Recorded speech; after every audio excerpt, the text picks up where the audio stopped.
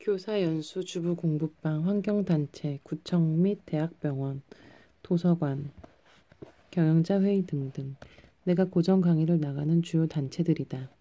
지역적으로 보면 서울, 부산, 대구, 익산, 전주 등이고 세대적으로 보면 10대에서 7080 세대까지를 망라한다. 가히 대중지성의 시대라 할 만하다. 짐작하듯 2008년 금융위기 이후 한국 사회에 불어닥친 인문학 열풍 덕분이다. 그 허와 실을 따지는 건 일단 제쳐두고 이런 식의 가로지르기 자체는 분명 주목할 만하다.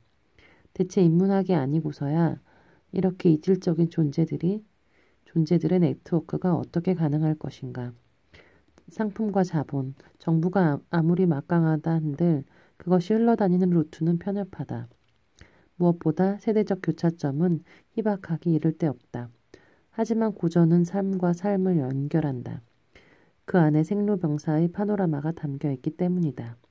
지역과 계층, 세대적 장벽을 훌쩍 뛰어넘을 수 있는 저력도 거기에 있을 터이다.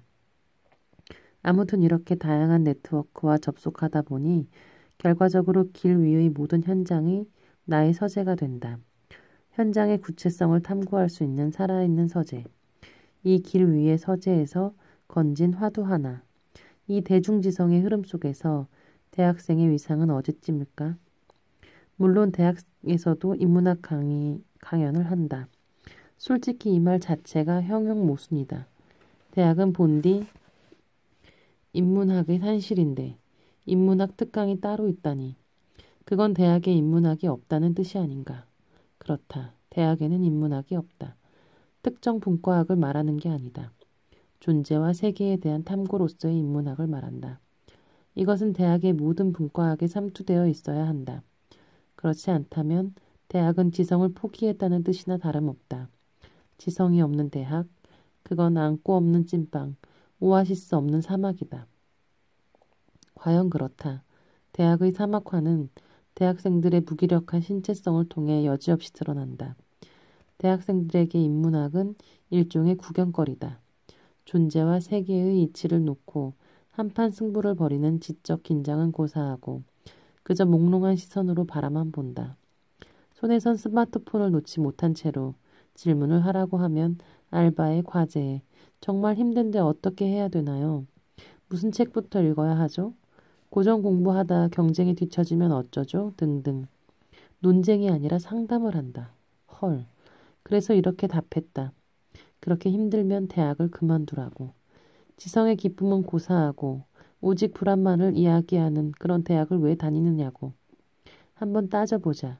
단군 이래 대체 어느 시대가 청춘에 대해 녹록했던 적이 있었던가? 정말 지금 시대만 그렇게 힘든가? 멀리 갈 것도 없이 굶주림과 빈곤이 뼈에 사무쳤던 산업화 세대는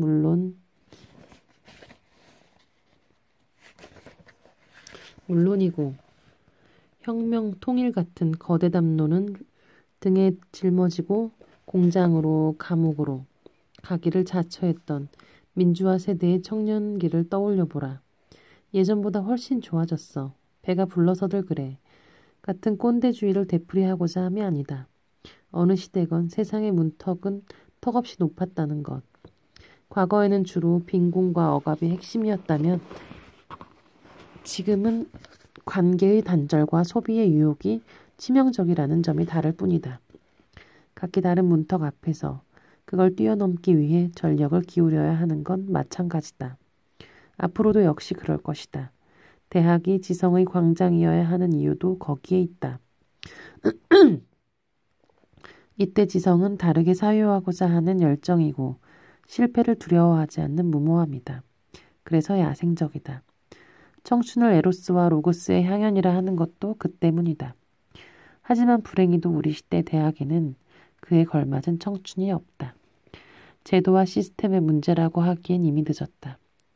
설령 제도와 시스템의 결함을 찾아낸다 한들 과연 그걸 해결할 수 있는 대학 당국, 교육부, 정치인이 있기나 할까? 하여 이제 믿을 건 청년들 자신뿐이다. 이런 믿음을 심어준 고전이 임꺽정, 전 10권 사계절이다. 임꺽정은 한국 최초의 장편소설이다. 구한말, 이광수, 최남성과 더불어 조선의 3대 천재로 불렸던 벽초 홍명의의 작품이다. 순조선적 정조를 견지하겠다는 작가의 선언대로 모더니즘적 유행에도 사회주의적 이념에도 포획되지 않은 원초적 생동감이 두드러진다. 연산군에서 명종 때까지 난세를 주름잡은 임꺽정과 그의 친구들, 고 칠두령의 이야기가 기본 줄거리다. 80년대에는 이 작품을 주로 신분 모순과 체제에 대한 저항이라는 관점에서 읽어냈다. 하지만 이 작품은 그런 식의 독법에 갇히지 않는다. 내가 이 작품을 이 시대에 다시 호명하게 된 건 무엇보다 청춘이란 무엇인가, 그 계보학적 탐색을 시도하기 위해서다. 칠두령은 길 위의 청년들이다. 국가, 신분, 직업, 그 어떤 것도 그들을 묶어놓을 수 없다. 그들은 산업공상의 범주를 벗어난 언터처블, 불가촉민이다. 게다가 그들은 저 범주 안에 들어가고 싶은 욕망이 전혀 없다. 처음 내 시선을 사로잡은 대목 하나. 너 어디 사느냐? 양주 읍내 삽니다. 나이 몇 살이냐?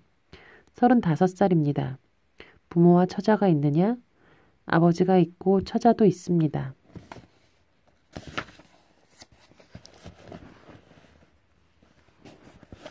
내 집에서는 농사하느냐? 아닙니다. 아무것도 아니하고 놉니다. 3권 양반편 380에서 381쪽. 그렇다. 꺽정이는 노는 남자다. 그의 의형제들인 봉학이, 유복이, 천왕동이 등도 다들 비슷하다. 그럼 뭘 하고 노는가? 배우면서 논다. 꺽정이는 봉학이, 유복이와 더불어 서울 갓바치의 집에서 청년기를 보냈다. 갓바치 역시 백정 출신이지만 유불도 삼교회통의 이치를 터득한 당대 최고의 지성인이다. 이 청년들은 갓바치의 집에 더부살이를 하면서 많은 걸 배운다.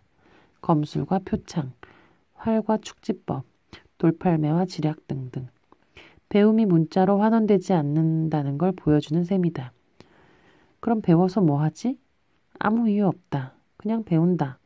놀면서 배우고 배우면서 논다.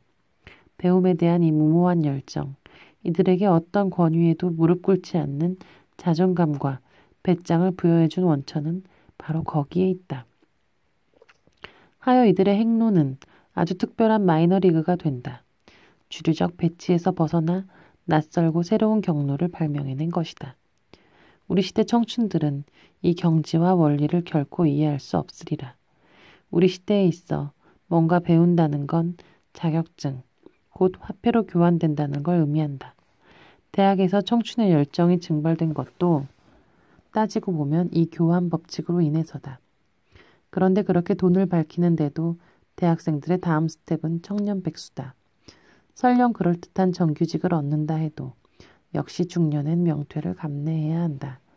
더 나아가 정년까지 버틴다 해도 정년 이후의 많은 시간을 다시 백수로 보내야 한다. 결국 인간은 태생적으로 백수인 셈이다. 백수로 왔다 백수로 가는, 그렇다. 평생 주류가 되기를 열망하지만 결국은 소수자, 마이너로 끝나는 게 인생이다. 그렇다면 청년기에 터득해야 하는 건 이 마이너리그를 통과할 수 있는 삶의 기회, 곧 지성의 연락이 아닐까? 그리고 그것은 철저히 신체적이다. 백수에게 유일하고도 고귀한 자산은 몸뿐이므로 이 정도만 해도 임꺽정이 우리 시대 청춘들에게 하나의 지도가 되기에 충분하지 않을까? 또 하나, 이 작품은 무려 10권이다. 스마트폰 시대의 호흡과는 영 어울리지 않는다. 알다시피 스마트폰은 빠름이 귤이다. 1초 안에 엄청난 양의 정보를 담을 수 있다고, 그것이 능력이라고 선전해 댄다. 이런 스투피드. 그건 능력이 아니라 폭력이다. 그걸 담아서 대체 무엇에 쓰려는가? 그런다고 나의 24시간이 240시간이 된다던가?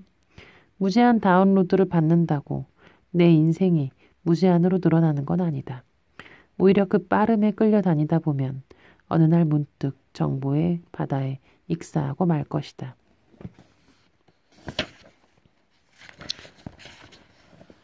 이런 뻔한 이치를 외면하는 건 무엇 때문일까?